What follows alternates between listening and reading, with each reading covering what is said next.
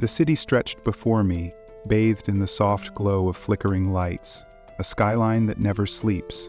Yet tonight, something felt different, a strange stillness in the air, a feeling crawling beneath my skin, whispering that I wasn't alone. And then I heard it, a voice, not loud, not commanding, but undeniable. It wasn't coming from outside, it was inside me, a whisper threaded with something ancient, something powerful. I turned sharply, my heart pounded as my eyes scanned the empty room. No one, nothing. But deep in my soul, I knew this wasn't just my mind playing tricks on me. This was real. A message was being given to me, and whether I was ready or not, the moment had come to listen. At first I thought it was just a dream, a vivid hallucination brought on by exhaustion, but the air was too thick, too charged with something beyond this world. I wasn't asleep. I wasn't even close. One moment I was sitting in my dimly lit apartment, my thoughts restless. The next, everything shifted. The walls seemed to dissolve, replaced by an endless tunnel of light. Not the harsh artificial glow of the city, but something warm, something alive. It pulled me forward, weightless, as if gravity had lost its grip on me.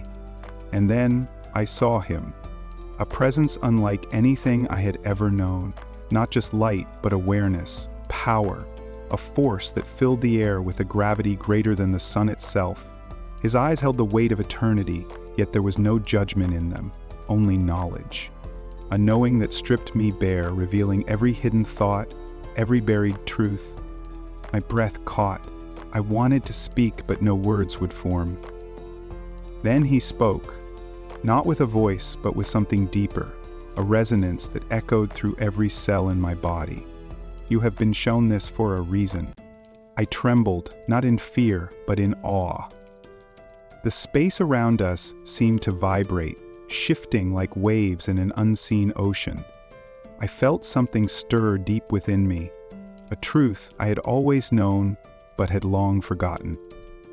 There is more, he continued, more than they have told you, more than they have allowed you to see.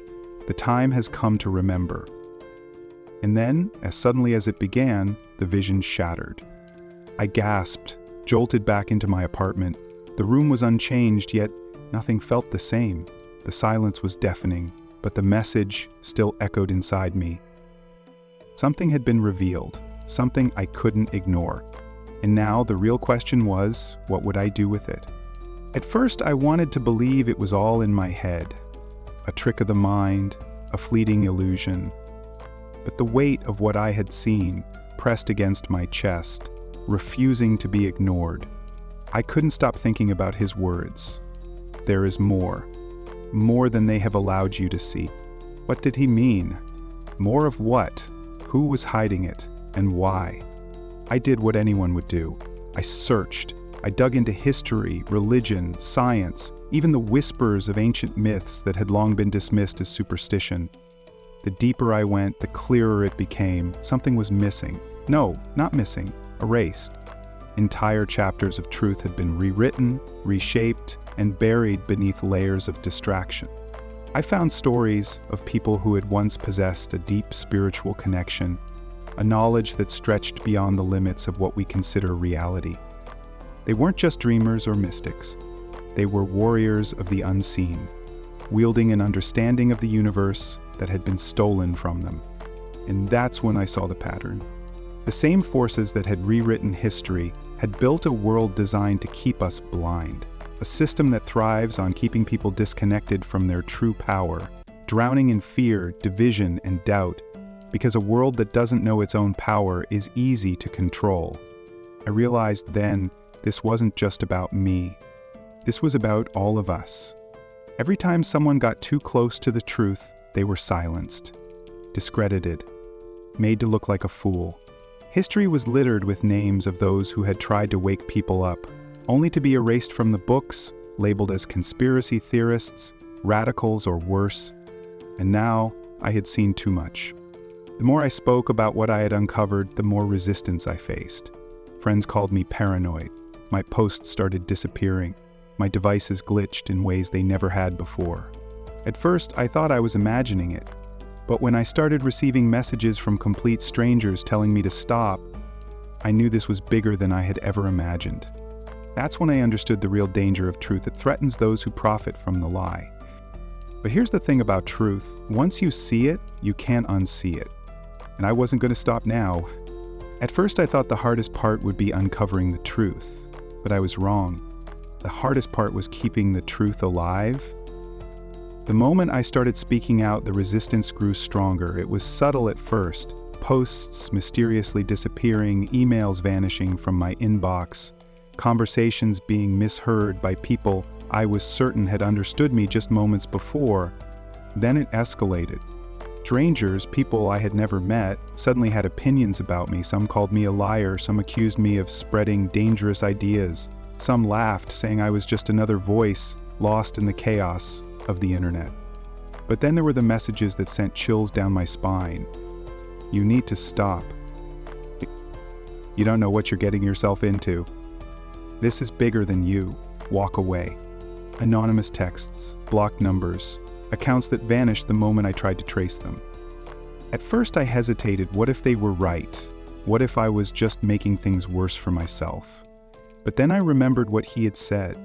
They will try to silence you, but you must keep speaking. The truth was never meant to be easy. And that's when I realized this wasn't just about me anymore. This was a war. Not one fought with guns or fists, but with silence. The kind of silence that keeps generations trapped in ignorance. The kind of silence that allows lies to become history. The kind of silence that makes people forget who they are. I wasn't just fighting against people. I was fighting against a system built to erase everything that didn't fit the narrative. A system that thrived on keeping people distracted, divided, and asleep. But I had seen too much to go back. So I spoke louder. I stopped worrying about who would believe me and started focusing on those who were already listening. The ones who had always felt that something was missing. The ones who sensed the world wasn't what it seemed, but never had the words to explain why. And slowly, something incredible happened. Others started speaking out too. People I had never met, scholars, spiritual seekers, ordinary individuals, began sharing their own revelations, their own pieces of the truth. The more we spoke, the harder it became for them to erase us.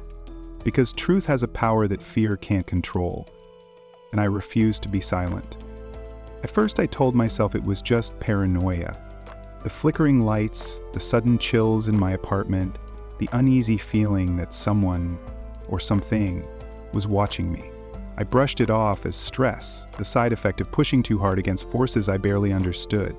But then, the shadows began to move. It started subtly, a dark shape at the edge of my vision, gone the moment I turned to look.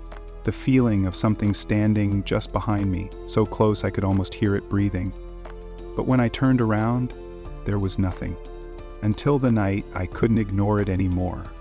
I had just finished recording another message, pouring my soul into my words, exposing the lies that had kept generations blind. I was about to upload it when the screen of my laptop glitched. Lines of static ran across the screen, the sound crackled, and then the entire video vanished. Not corrupted, not misplaced, gone. I stared at the screen, my pulse pounding. This wasn't just a technical issue. This was deliberate. That's when I felt it. The air in the room changed, became heavy, dense, suffocating. A wave of coldness wrapped around me, so intense that my breath came out in a mist. And then I saw it. A shadow, darker than the night itself, standing at the corner of my room. It had no face, no features, just a mass of pure darkness, pulsing with something ancient, something I instinctively knew was not human. I wanted to move, wanted to run, but my body wouldn't respond. It was as if invisible hands were pressing down on me, keeping me frozen in place. And then it spoke. Not with words, not with sound, but directly into my mind, in a voice that was neither male nor female, but cold and empty, like a void swallowing light. Stop speaking. It wasn't a warning, it was a command. I forced my lips to move, to say the only name that could break its hold over me: Jesus. The moment I spoke it, the shadow lurched backward, twisting and convulsing as if the very sound of his name was burning it. The weight lifted off my body, and I gasped for air, my limbs shaking as the darkness began to dissolve. And then, just as suddenly as it had appeared, it was gone. The room was silent, my laptop screen flickered back to normal, the air was light again. But I knew this wasn't over. I had seen the enemy, and now it had seen me too. This was bigger than I ever imagined. I wasn't just spreading a message. I was at war. At first I thought I was alone. When my voice was drowned in doubt, when my messages were erased, when the darkness came for me, I believed I was fighting this battle on my own, that I was wrong. Something was shifting in the world. A current, invisible but undeniable, was running through the hearts and minds of people everywhere. The veil was lifting, and people, thousands, millions, were beginning to see what had been hidden for so long. I started with whispers, a comment on my video. I don't know why, but this resonates with me. A message from a stranger. I felt this too. I thought I was crazy. And then the floodgates opened. People from different cities, different backgrounds, different walks of life, all started connecting the dots. They had seen the signs, felt the presence of something greater calling to them. They had dreams they couldn't explain, visions of things they were never taught, but somehow knew to be true. Historians, spiritual leaders, scientists, everyday people who had never considered themselves religious, all of them waking up. And the more we spoke, the stronger our voices became. I saw people reclaiming their spiritual authority, breaking free from the chains of manipulation that had been placed on them for generations. I saw ancient truths, once buried, now coming back to the surface. But just as quickly as the light was rising, the darkness fought back. The opposition became relentless. Videos exposing the truth were taken down before they even had a chance to spread. Voices that had once been ignored were now being actively silenced. People who spoke out faced sudden misfortunes, accidents, strange disturbances in their homes. And yet, the awakening could not be stopped. Because once a mind has seen the truth, it cannot unsee it. Once a soul has been awakened, it will not return to sleep. This is what they feared, not one person speaking, but millions, rising together. We were no longer waiting for permission to know who we were reclaiming what was stolen. And this was only the beginning. The battle had started, but so had the revolution. It came to me in the stillness of the night, a vision, a warning, a prophecy. I was neither asleep nor awake, suspended in that strange space where the spirit is untethered from the body, and in that space I was shown what was coming. The world as we know it was unraveling. The illusion of peace, the fragile order built on deception, was breaking apart. I saw the sky split open. I saw storms that defied nature, floods swallowing cities, fire consuming the land. The earth trembled, not just from natural disaster, but from something deeper, something spiritual. And then I saw them, the ones who had hidden in the shadows for centuries, pulling the strings, manipulating history, feeding off fear and ignorance. Their faces were obscured, shifting like smoke, but their presence was undeniable. They had ruled for too long, and now they knew their time was running out. This was their last stand. But I also saw something else. In the midst of the chaos, I saw warriors rise, not with weapons made of steel, but with something far more powerful. They wielded truth, and with it, they shattered the chains that had bound people for generations. I saw ordinary men and women transformed, stepping into their divine power, their eyes burning with an ancient knowledge that could no longer be hidden. And I saw the forces of darkness terrified, because they had spent centuries keeping this moment from happening. They had used governments, media, religion, and war to keep people divided, blind, asleep. They had rewritten history, erased entire civilizations, turned people against their own power. But now, that power was returning. I turned to see him, the one who had first shown me the truth. His presence was like fire and lightning, his voice both gentle and unshakable. "They will try to stop this awakening," he said. "They will lie, they will distract, they will make you doubt everything you have seen, but the truth is stronger than their deception. The chains are already breaking." I looked again and I saw the battle raging, not just in the physical world, but in the unseen. The forces of light and darkness clashed, their war bleeding into our reality, manifesting as conflicts, disasters, and fear. The world was being shaken to its core, and yet I felt no fear, because I saw the ending. The darkness would rage, it would destroy, it would consume, it would try to pull as many souls into its grasp as it could, but it would not win. The prophecy was clear. The war would be long, the sacrifices would be great, many would fall, choosing comfort over truth, fear over freedom. But those who stood firm, those who embraced the awakening, who reclaimed their divine inheritance, would rise victorious. The world we knew was dying, but a new world was about to be born. And the choice was ours. Would we fight for the truth?